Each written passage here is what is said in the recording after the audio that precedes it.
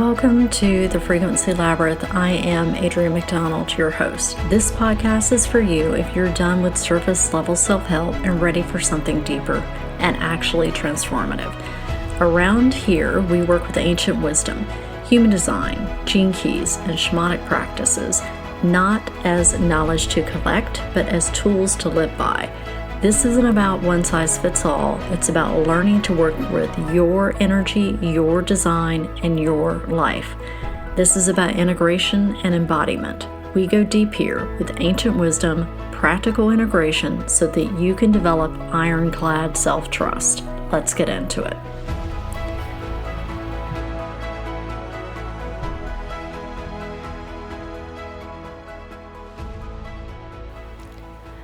Hello, beautiful humans, and welcome back, or welcome if it's your first time. Today we are going to talk about the new moon in Sagittarius and the Winter Solstice, and I'm going to give you a couple of things to reflect on during this longest night of the year.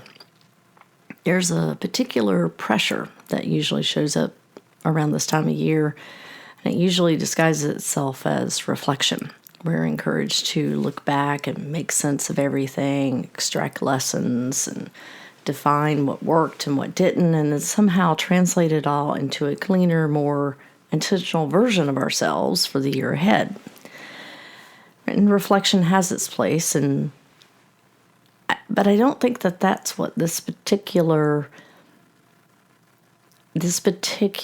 moment is asking for. Not for this year and not collectively. Between the winter solstice, the longest night of the year, and the new moon in Sagittarius, I feel like there's maybe a shift, a quieter instruction moving beneath the noise. And it's not asking us to continue to excavate, per se. It's not even asking us for resolution. It's asking for care. And more specifically, I think it's asking you to care to tend to what's living. And this distinction matters, especially after a year that required a lot of emotional, psychological, and energetic digging. There's been no shortage of insight, no shortage of processing, no shortage of invitations to heal or dismantle, reframe, or go back and revisit something and look again. And at a certain point, continued excavation stops. And I talked about this in my newsletter, I think last time. It was like there's a point where you have to stop. And because if you continue to dig, it becomes destabilizing. The psyche, like land, needs periods of consolidation. Without them, nothing meaningful has a chance to take root. And the winter solstice has always made a mark about this truth. Historically, it wasn't a time of reinvention. It was a time of survival and continuity and stewardship. You didn't plant, you didn't harvest, you protected what already had made it through. You tended to the hearth. You sheltered what was still alive. You conserved energy so there would be something left when the conditions eventually changed. The wisdom of the longest night is not about becoming something new. It's about not losing what matters. And this is where tend to the what's living became like that really phrase just came up and resonated more than just a phrase, I think. Tending is not passive, but it's not really aggressive either. It requires a certain level of discernment. It asks you to notice what responds when you give it steady, uncomplicated attention and what doesn't. Living things respond to care. They strengthen with consistency. They weakened when they're rushed, neglected, or constantly evaluated. And dead things, well, they don't respond at all. And while that can be uncomfortable to admit, it's also valuable information. Today we have moved into, the sun has moved into human design gate 10. And I feel like it enters into the conversation in a very grounded way because gate 10 is often described as the gate of self-love. Technically, it's the gate of the behavior of the self. But even that framing kind of misses the mark a little bit because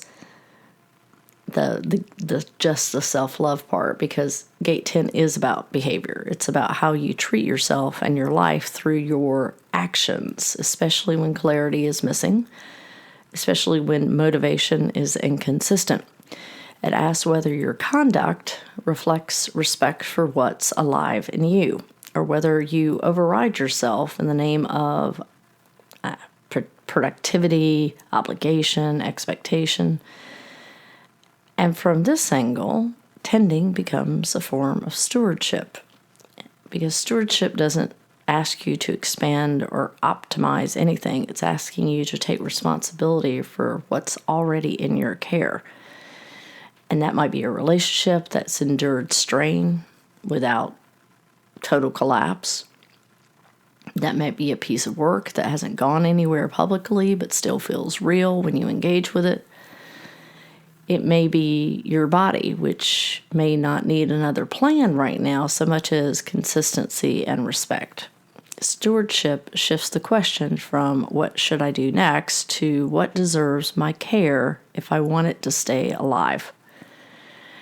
And the new moon in Sagittarius, I feel like, supports this shift also in a grounded way. Sagittarius is also often framed as vision or belief and meaning, but on a new moon, that these qualities, this approach turns inward. And this isn't necessarily a moment for big declarations or big narratives. It's a moment for orientation. Sagittarius, at its most mature, is less concerned about certainty and more concerned about what feels true to stand on when the path isn't quite visible yet. And under this new moon, this is the truth is something you demonstrate through what you're choosing to care for. That is what feels the most true. Now, I am going to share with you, as I did last year, my year-end ritual.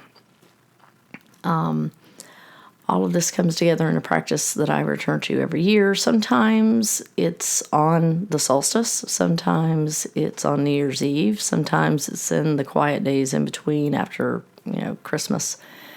But I gather pine cones.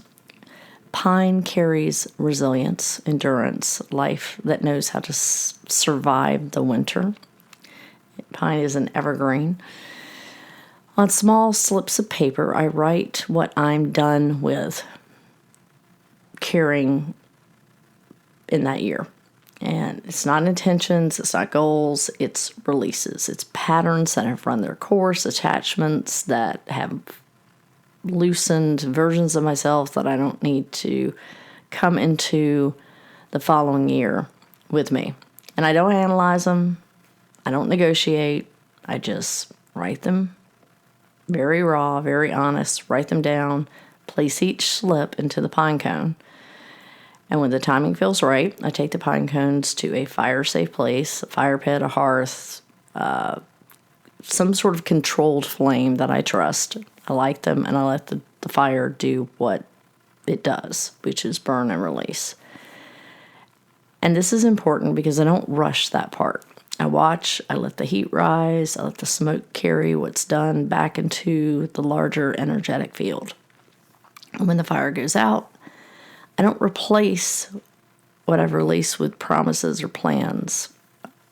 I leave space, and that's the point. What's meant to come next doesn't need to be forced. It will find a way in once the old has fully cleared.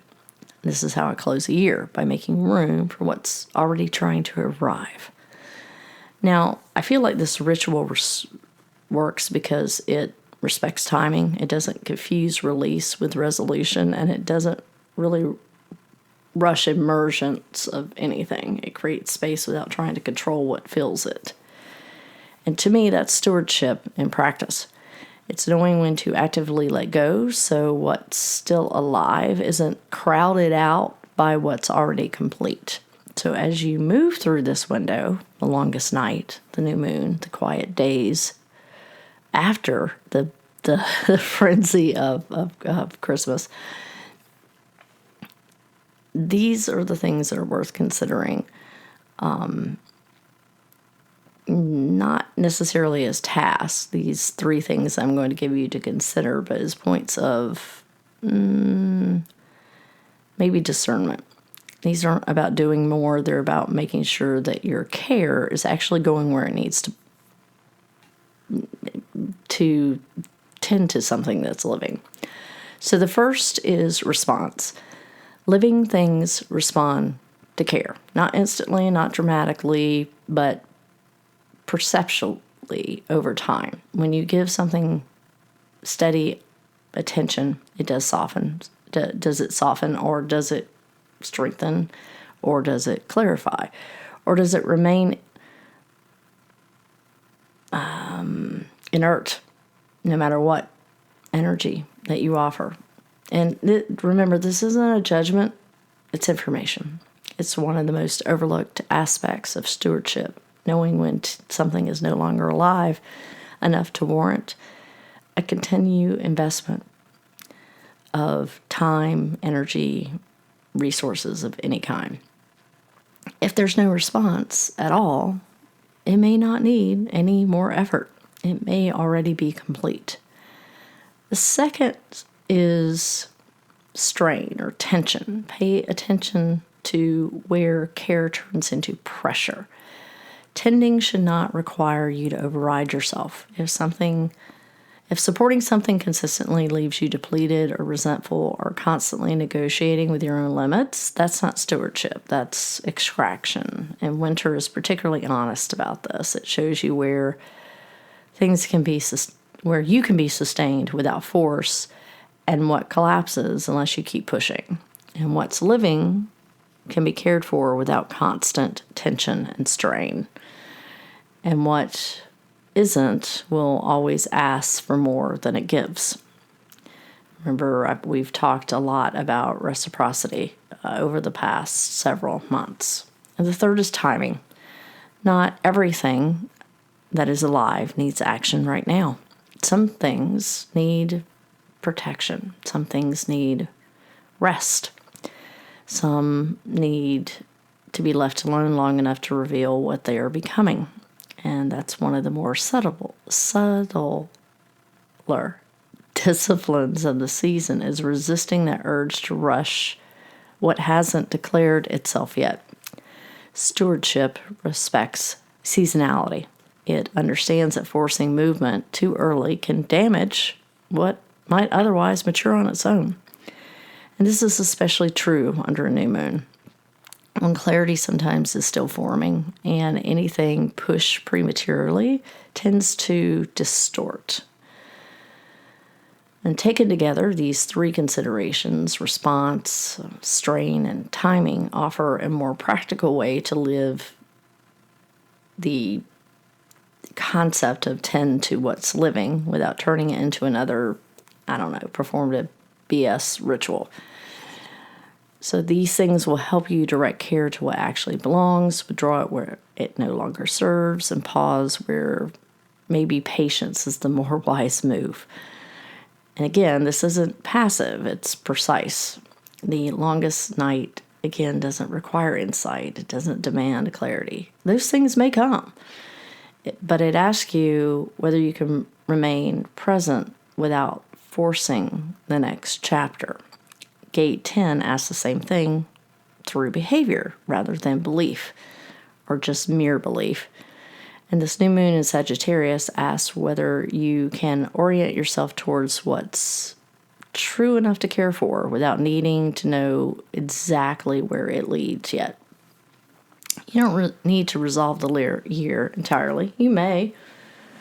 You don't need to define the future in great detail, although you might have some ideas. You don't need to extract another lesson from the past what's asked is instead a quieter, more exacting of noticing what is still alive in your life and tending to it.